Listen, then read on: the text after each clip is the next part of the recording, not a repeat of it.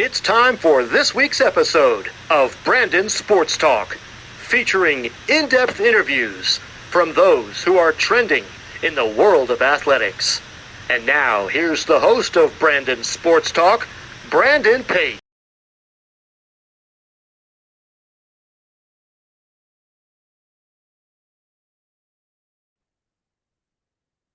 Welcome back to Brandon Sports Talk. In today's episode, I have the privilege of interviewing the Roger Williams head softball coach, Coach Joyce Maudie. How are you doing today?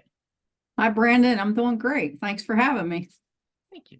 Can you talk about how you knew that you wanted to get started in coaching in college softball? Oh, wow. It was quite a journey for me. I started out, my undergrad is in physical education, and I started out as a health and physical education person. And to make extra money in high school when you're teaching, I got into coaching, and I really realized that I loved coaching way more than I liked teaching. So it seemed to be a passion for me. So as I was going through my high school coaching days and teaching days, I ended up doing an internship through my master's program. And my internship was to do a softball semester as an assistant coach at St. Louis University. And so when I did that, I never looked back. I'm like, this is it. This is what I was meant to do. I loved coaching. I love coaching at a higher level because it just seemed like there was so much more you could do than you could with high school students or with a very brief amount of time.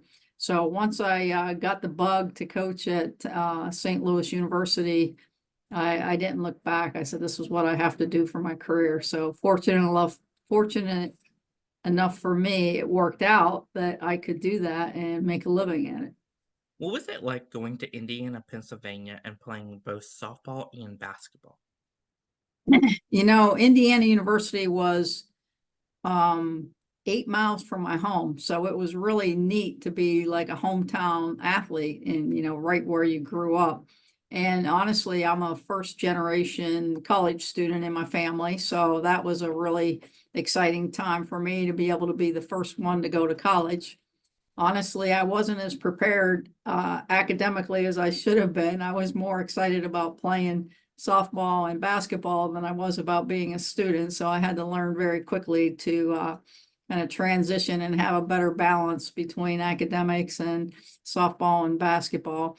But I was the softball team. Actually, I'm kind of dating myself here, but I was kind of in that era of Title IX when Title IX was getting started. So I didn't get to play softball in high school. I only got to play basketball, and the basketball program started when I was a sophomore in high school. And I just thought that was the greatest thing to be able to play organized sports because we'd always watch the boys play. And now here I was getting this opportunity. So I wanted to keep playing because it was just so new to me and so fun and so exciting. So I really, all along, I wanted to go to my hometown school at Indiana University of Pennsylvania and was fortunate enough to get a chance to be on the basketball team there. Obviously, with only a few years of experience, I wasn't really good at it, but but I love being out there on the court and practicing. And then after my sophomore year at IUP, they started a softball program, which was very cool because I got the opportunity to play softball. I'd always played like in the summer and recreationally and church leagues and things like that. And I love playing. So to be able to play that sport in an organized fashion was exciting for me. So I was like, no, sign me up. I'm all about this. So I tried out and made the softball team. I had never played fast pitch. I'd only played slow pitch. So that was a transition, and my coach was amazing, and she was really great at helping us all learn how to transition from slow pitch, which was what everybody played, to fast pitch. So it was a phenomenal experience to have to be on inaugural teams like that and to kind of kick them off, both in high school and the softball team in college, and to kind of see when you look back then and see how far we've come with Title IX and women's sports and girls sports and the organized way that we play it and the opportunities that we have today. It's truly amazing to see how far we've come. I know we still have a ways to go, but we've made really good progress, and it's very exciting for me to have been a part of those first programs. Being a dual athlete, what was that experience like putting on both uniforms, both the basketball and the softball uniform? You know, it was surreal. At the time, I don't think I really realized the significance of being able to play a sport in a college. I know today when you think about being an athlete that plays high school sports, like I think it's something like 4% actually get to play in college. So I don't know what that number was then, but I didn't even realize how significant that would be in my life. So putting on the basketball uniform, even, being a bench player, which I was, it was very exciting to be a part of a team. And, sometimes you'll see athletes that if they're not starting or if they're not the chocolate chip of the cookie, they're not as excited about it. But I can tell you this, I was so excited to practice every day, to be in that team environment, just the skills that I learned, life skills that I learned from being a college athlete were phenomenal. Softball, I was a lot better at than I was basketball. It was a very grassroots experience at the college level. So when you kind of relate it to how athletes are today, it was a very different experience because, we didn't have our own field. We didn't have a locker room. My first year, we wore hand-me-down basketball jerseys. So it was not the glory that you see today in athletics and all the following that we have today. But for me, it was just a phenomenal experience. My teammates were amazing. Just the growth that I experienced as a person was amazing. And just to have that opportunity to play sports in a competitive way was just fantastic. Coming out of college, what was that experience like first becoming an athletic director for Purdue University? For University, Yeah. Penn State, Fayette. Yeah. So, at that point in my career, when I got to, be an athletic director for a short period of time, I was kind of transitioning between coaching jobs. And one of my good friends, called me up and said, "Hey, we have an opening here. Can you kind of help us out?" And I never really thought about being an athletic director because I always thought I was kind of labeled to be a coach. So it was an administrative role for me that was, because of my background, it was a very comfortable transition because I was in athletics. I knew athletics, and I knew kind of how to be an administrator because of all the things you have to do as a coach. So when I got the opportunity to do that, I said, yeah, would be a great thing for me to do and fill in with this time. And when I went to Penn State Fayette, it was a very small athletic program. It was a branch campus of the Pennsylvania state system. And we only had 4 sports. We had baseball, softball, men and women's basketball. Oh, and volleyball. So excuse me, we had 5 sports. So it was a small program, but it was just a unique opportunity to be able to oversee those programs and support those athletes that had that opportunity to play at a 2-year school. So it was a great experience, one I wouldn't trade for anything. And I think it really helped me have a better understanding from an administrative side, like how to manage other teams other than my own, because I was always used to managing my own team, but now I got to oversee a handful of programs, and that was just a really good experience for me. How was that experience like getting to go to Barton College in Wilson, North Carolina, and coach as a softball coach there? It was a great experience. Barton College was a really, really small school. It was probably the smallest school that I had been to that point in my career. And it was a Division II school in North Carolina. I had a lot of responsibilities there because I got to be a teacher as well at the college level.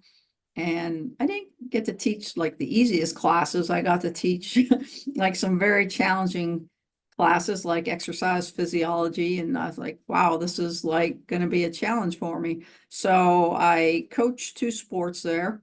I was able to coach softball, which was my passion. And we started a soccer program, and the athletic director kind of tagged me to be the head soccer coach. And I really didn't have a lot of background or experience in soccer, but he thought because I had a background in coaching that I would be a good fit to be the first coach there. So that was probably one of my biggest challenges in my career, to have to coach a sport at a very high level, a Division II level, and like not really have a background in it. So I really, had to try to do everything I could to learn about soccer.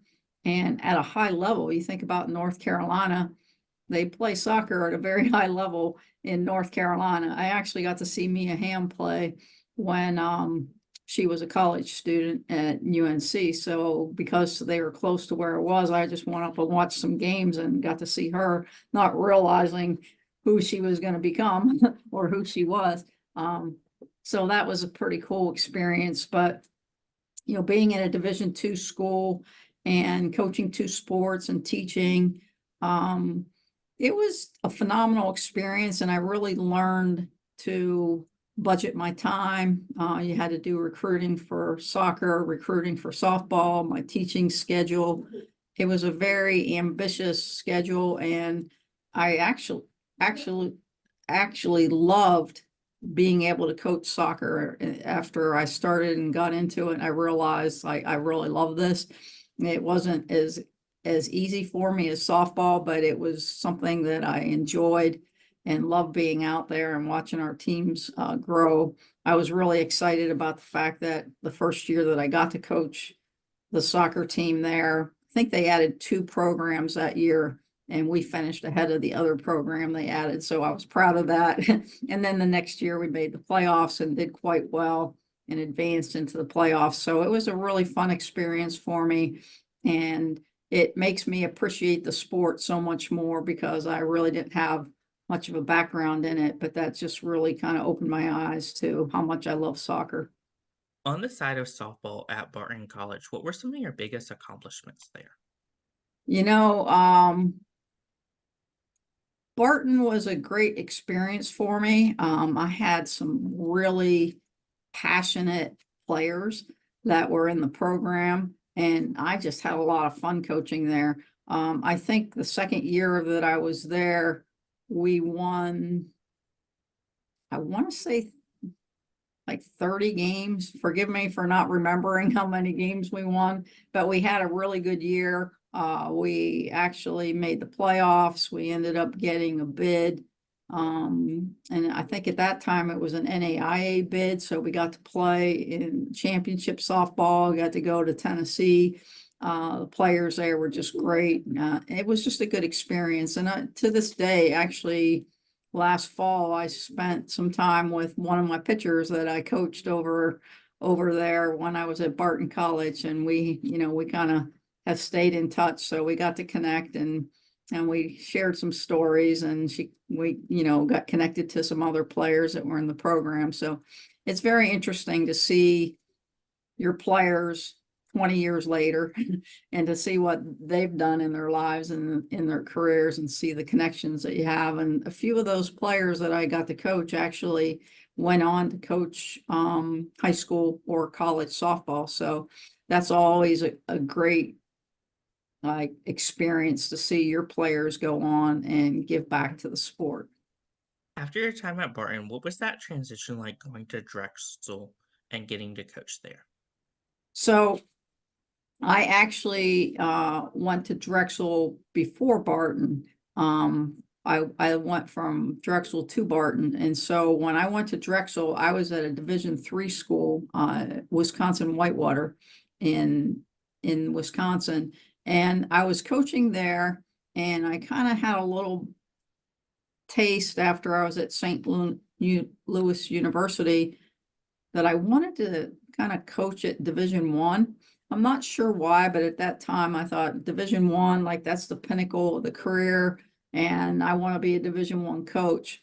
So going to Drexel as a head coach was my first, Division I head coaching experience. So it was an awesome opportunity. Talk about competitive, being in the Northeast, being in Philadelphia. Actually, Pennsylvania is my home state. So for me, it was coming back to my home state. It was a really great experience. Drexel, it was a challenging place to coach. Just because of like the softball field being off campus and some of the logistics there.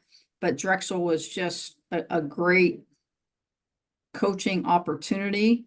And I was there for 2 years, and I think in our second year or our first year that we were there, we ended up going to playing for the championship and ended up getting elected to play it was at that time it was the ECAC, or the East Coast Athletic Championships, and I think there were all the schools on the East Coast, and so we were one of the 4 schools that got to compete in that tournament.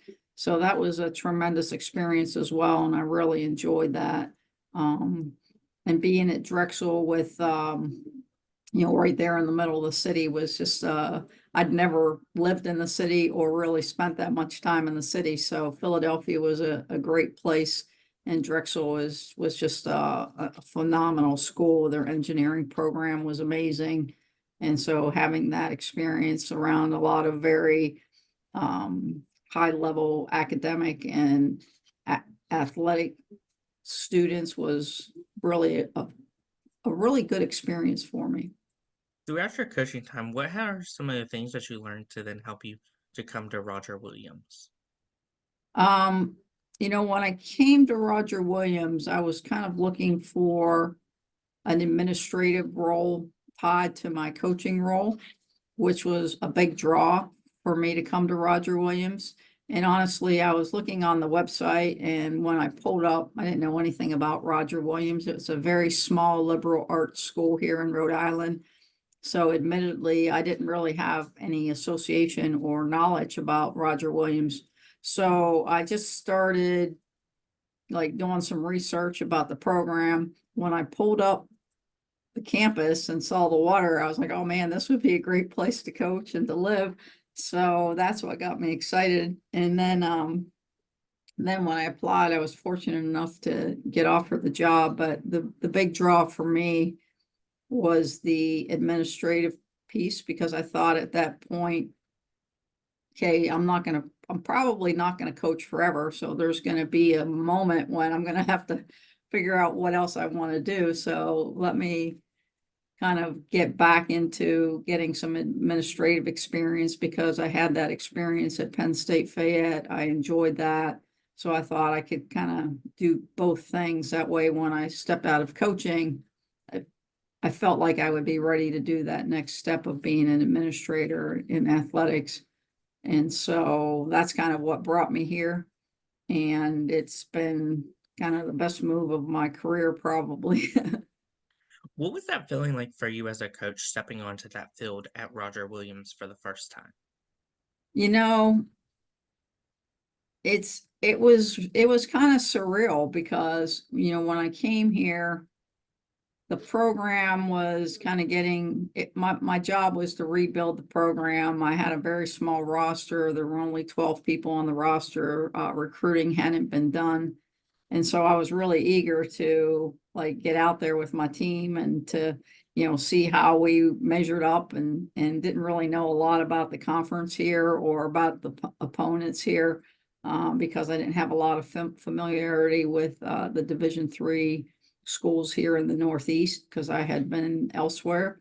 So when I got on the field for the first time, I just had a great sense of overwhelming gratitude and appreciation to be able to be with the student athletes I was with, coaching the team that I coach. We were down in Florida to start the season.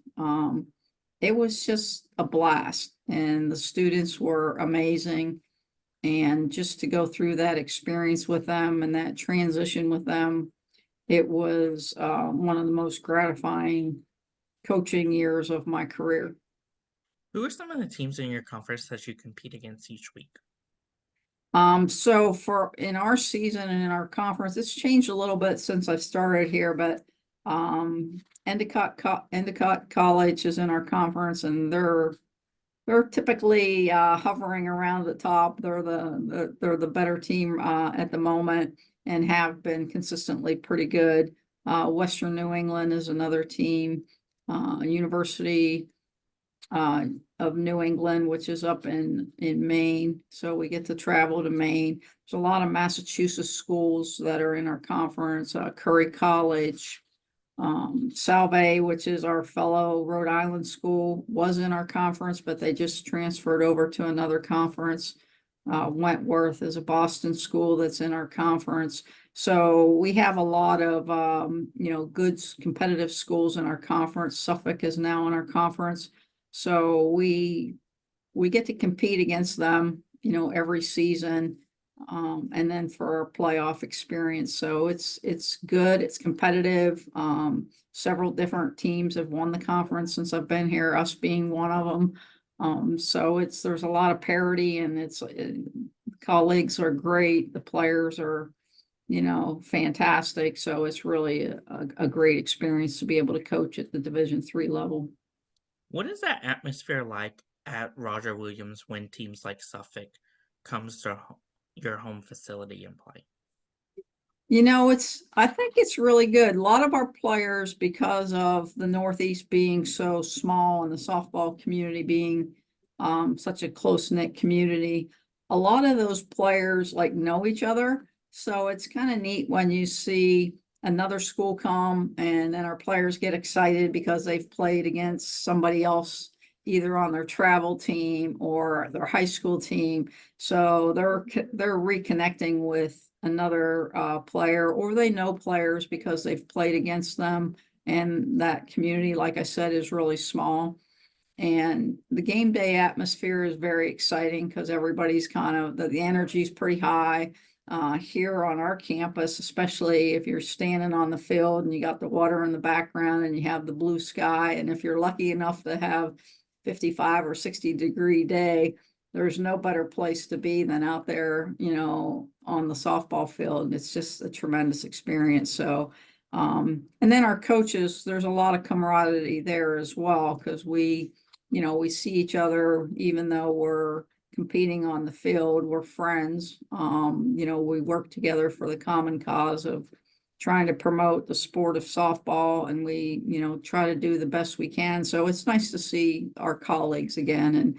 And the actual game is very exciting because there's some really high quality play. I get excited no matter who makes a good play, whether it's my player or another player. I get excited to see good softball. So it's just a fun day, and it's fun to get out on the field and be able to compete, and especially on the weekends and when you have the nice weather. Can you talk about, of course, the culture that you built as a head coach for Roger Williams softball? That's actually that's a really good question. I think culture is one of the most important components to help you be successful, and it's not always easy. And one of the things that, with all the years I've been coaching, every team is different. They have different personalities. So one thing that you do one year might not translate into being successful the next year. So it's always a work in progress, and you're always starting over each year, and you're really just trying to identify what you can do to help your team be successful. So with us, we have 4 core values that are a part of our foundation at Roger Williams, and that's kind of our staple of how we do things. And those 4 core values are appreciation, commitment, grit, and pride. So our culture is really centered around what those core values look like, and how we can, make sure that as a team that we are connecting with those values. So we will ask ourselves and sit down and say, hey, what does appreciation look like? What does it look like in the classroom? What does it look like at practice? What does it look like in the dugout? What does it look like if you're winning? What does it look like if you're losing, or if you're a starter, or if you're not a starter? So we go through each of those core values and really try to make sure that we are incorporating our core values in how we compete and how we conduct ourselves as athletes, throughout the season. And that's been a really good foundation for us. It's been a really good compass for us, and it's kind of kept us moving in a good direction. And one of the other things when we think about culture is, I'm really big into including our players into decision making. So we talk a lot, and I try to get their input, try to listen to them, have a lot of respect for them, and want to have fun while we're playing this game, because if we remember, it is a game and a lot of people started the game just like having fun and playing. So we try to remember too that we don't want to take things so serious that it becomes a burden for us. We want to enjoy what we're doing. So we try to make sure we have a little fun in what we do, and try to have little themes where we can stay motivated and put some of that like kid-like mentality back into our sport. So, but culture, as any coach will tell you, is always changing. And so you're always working on it and trying to tweak it and talk about how you can make sure that you keep your culture thriving. And some years we've done a really good job, and others we've had to kind of revisit it and say, hey, these are things that we can do better from a culture standpoint. What does the recruitment process look like for those prospective student athletes? And as a head coach, what do you look at in those prospective student athletes? Recruiting has become a very competitive and big business. I mean, back in the day, it used to be a little bit harder to find. There were more athletes now than there are positions. And back in the day, there weren't as many athletes, so it was harder to get athletes. But now there's really good athletes that are not getting recruited, that are not getting on in programs. So recruiting is a volume thing where there's so many. It's difficult for softball, because if I go out and watch a softball game, and let's say I'm looking at an outfielder and she doesn't get any balls hit to her, and I've just spent an hour and a half trying to get an evaluation, it can be very challenging. Or if she bats and she gets walked, or she gets hit with a pitch, and I only see maybe one or two at bats in a game. So you got to spend a lot of time watching recruits to really get a good evaluation. Like one game might not get it done. So one of the things that I try to encourage recruits, first of all, we get thousands of emails. Like it just seems like they're always coming, and I honestly cannot keep up with them. And I don't have like a coach or a full-time person that just manages emails like some other programs might have. We're a smaller school, so it's hard for me to keep up with the volume. But I do appreciate student athletes or recruits that continue to communicate and that are persistent, and that continue to try to put their best foot forward, or come to the campus, and then they you get an opportunity to meet with them. But one piece I would say that's important for recruits is playing travel ball is good.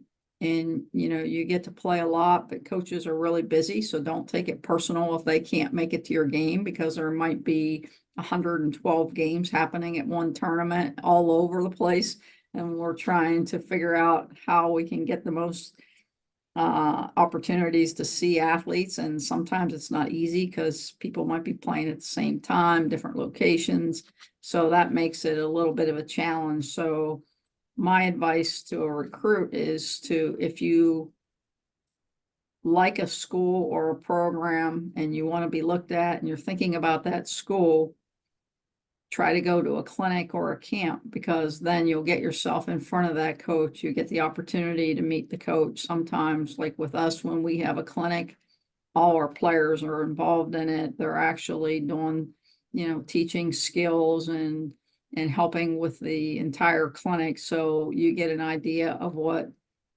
that school's culture is, how that coach interacts with their players, how you can interact with the coach. Because if I'm sitting on one side of the fence, I don't have as much interaction as I do with somebody if they're on my side of the fence in a clinic. So clinics and camps are really good for recruits to get that exposure and to help the coach kind of know who you are, in addition to the travel tournaments. So I would say go to clinics and get that exposure. You get yourself on campus, so you get a chance to see what the field is like, what the facility is like, what the campus is like, and all those other components that I talked about, meeting players, coaches, assistant coaches, and kind of getting an idea of what that coach's personality is. What is it like as a head coach seeing your freshmen put on that Roger Williams light color blue jersey for the first time?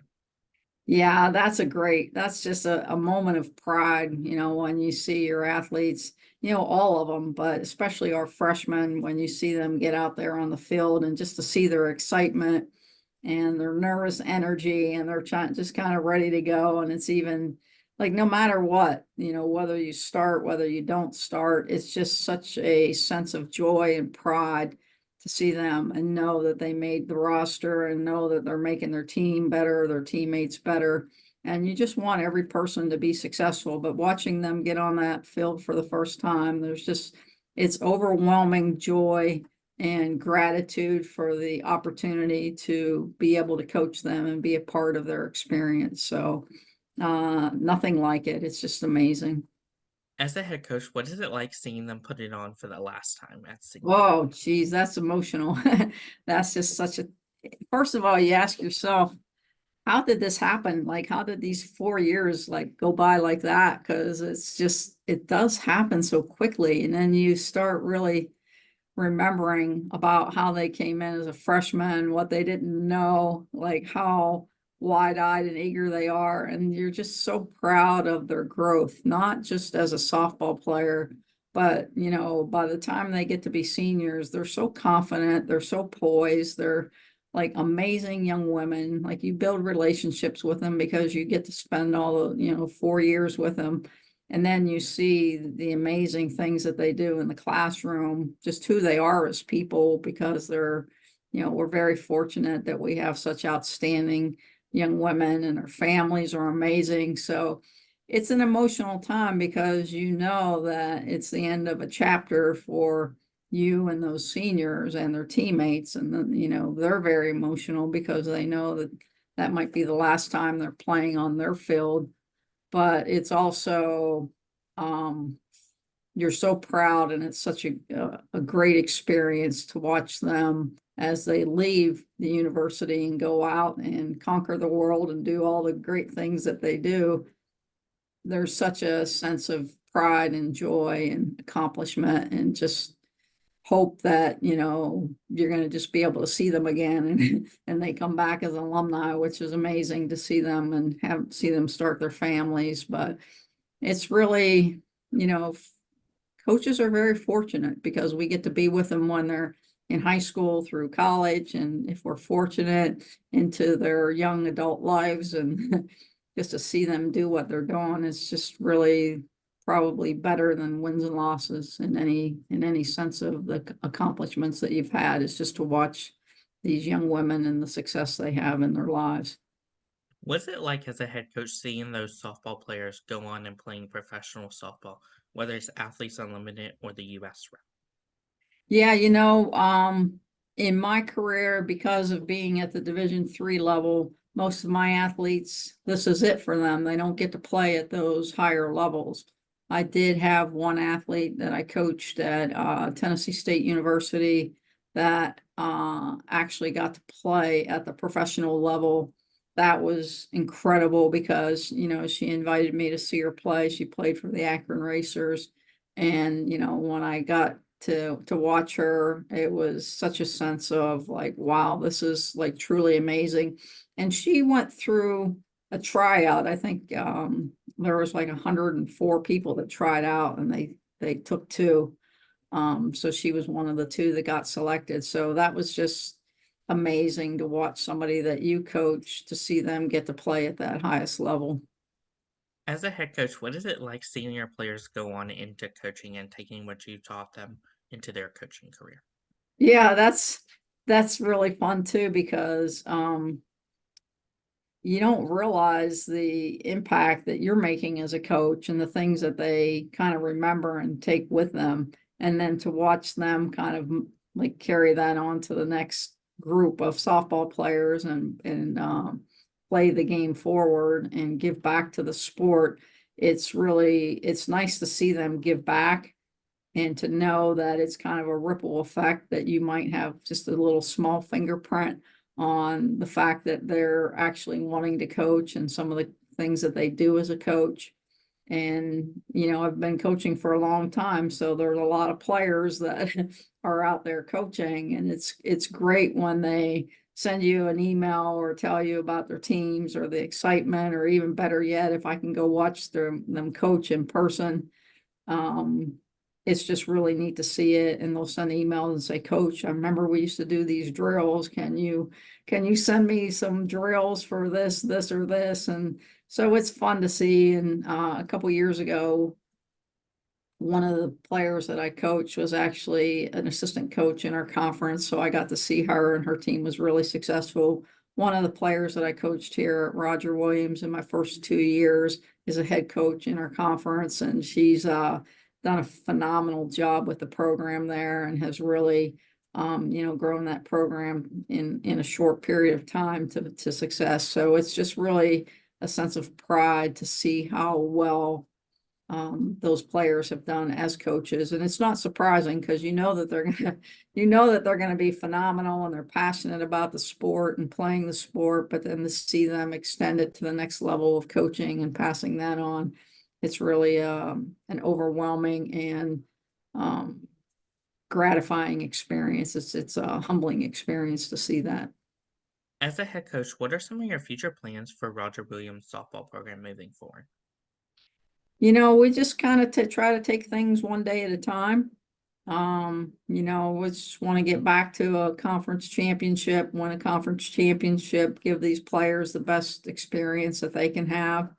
Softball is really just an avenue, and we use the sport of softball to learn life lessons. So to watch them grow as people and as individuals, and to see them have success, and to see them having fun playing the game, and the relationships that they build with each other, that's the best a coach can hope for.